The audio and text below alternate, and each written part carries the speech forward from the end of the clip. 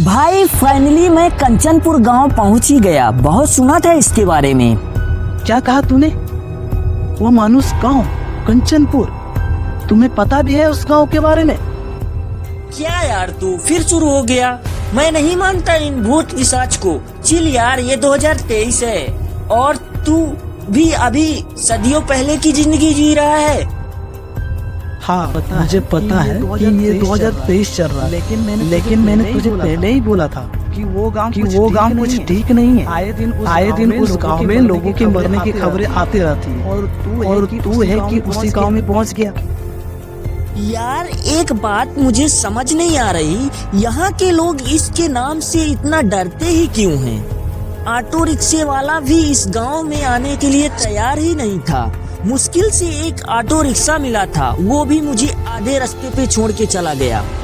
अब मैं पैदल ही गांव जा रहा हूँ और मुझे जोर की प्यास लगी है। भाई सामने एक हैंड पंप है, मैं जल्दी से पानी पी लेता हूँ। तू फोन रख, मैं तुझे बाद में कॉल बैक करता हूँ। इतना कहते ही राहुल कॉल कट कर देता और वह अपनी कदमों को जैसे जैसे हैंडपंप की ओर आगे बढ़ाता है तो वहाँ के वातावरण में अजीब सी हलचल होने लगती है और चारों तरफ तेज हवाएं चलने लगती हैं। राहुल हैरानी के साथ अपने मन में बोलते हुए कहता है, अभी तो सब कुछ ठीक था, फिर अचानक मौसम को क्या हुआ? ये इतनी ठंडी हवाएं कहाँ से चलने लगी? इतना कहकर राहुल हैंडपंप से पानी पीने लगता है। वह पानी उसके गर्दन तक भी नहीं उतरा था कि उसे किसी के जोर से चीखने की आवाज सुनाई देती। वह पहले तो इस चीख को नजरअंदाज करता है, मगर ये भयावह चीख उसकी ओर तेजी से बढ़ने लगती।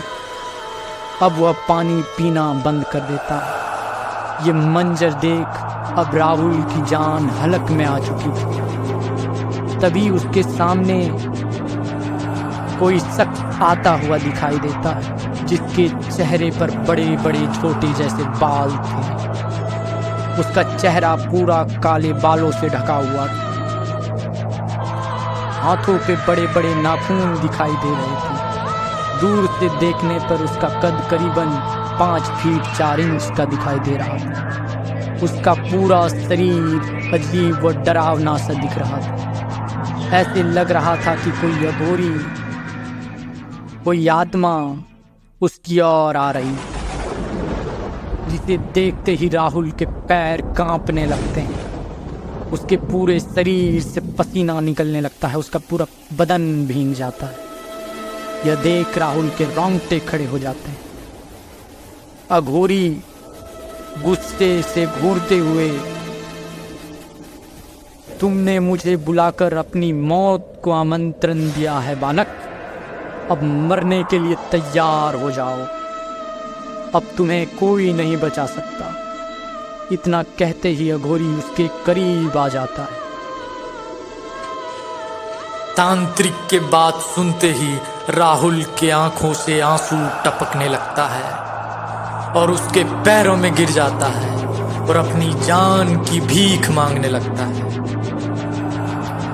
मुझे माफ कर दो, मुझे यहाँ नहीं आना चाहिए था। मुझे मत मारिए, मुझे जाने दीजिए प्लीज। भगवान के लिए मुझे छोड़ दीजिए। मैंने आपका क्या बिगाड़ा है? प्लीज मुझे छोड़ दीजिए। आखिरकार क्या होने जा रहा है इस कहानी में आगे? इस कहानी में आखिर ये लड़का राहुल कौन है और किस वजह से आया था वो इस खौफनाक वीरान गांव में? आखिरकार क्या है अघोरा कंचनपुर गांव का रहस्य, जिसके नाम सुनते ही लोगों के रोंगटे खड़े हो जाते हैं? जानने के लिए अभी सब्सक्राइब करें डार्क सोल FM और देखें नेक्स्ट एपिसोड बिल्कुल फ्री।